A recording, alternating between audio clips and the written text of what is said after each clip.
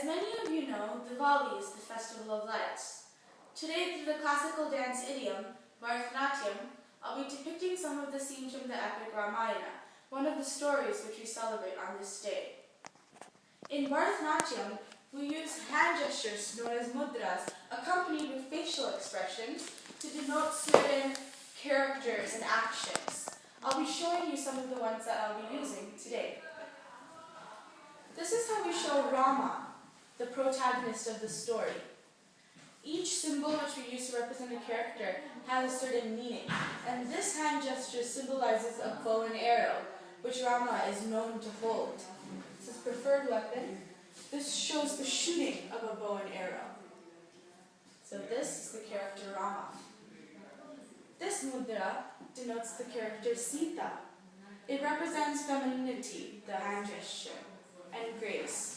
It can be known to show any sort of girl or woman, and in this story we'll be depicting his wife Sita.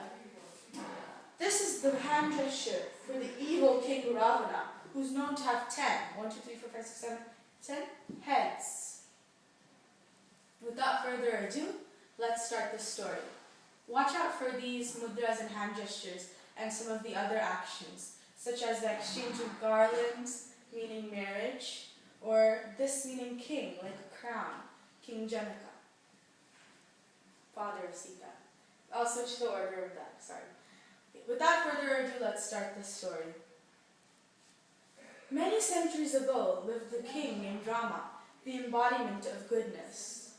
In a neighboring kingdom, King Janaka was the father of Princess Sita, was holding a contest to see who would be worthy of his daughter's hand in marriage. Whoever could lift the mighty bow of Shiva, string it and break it, would win his daughter's hand in marriage. Let's watch.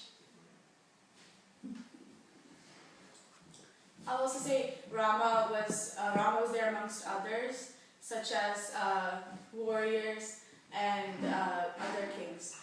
So then I'll do the first Jati, and then I'll say, thus Rama and Sita were married, and all were rejoicing. However, the happiness was short-lived, for due to unforeseen acts of greed and jealousy, Rama was exiled into the forest. Sita, the ever-faithful wife, leaves with him. They make the most of their life in the forest, without the accustomed luxuries. One day, Sita sees a golden deer prancing through the forest, and asks Rama if he could go and catch it for her.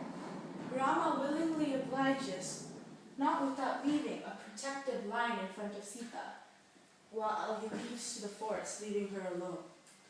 Little did they know that the 10-headed evil king Ravana had set his eyes on Sita. The golden deer had been a decoy, and he was plotting how to kidnap her. Okay. And then I'll do the second Jati, and then I'll be like, Rama returned to find Ravana had kidnapped Sita to his palace. After months of searching, he took a whole army to wage war against Ravana. Let's watch. So I'll say let's watch.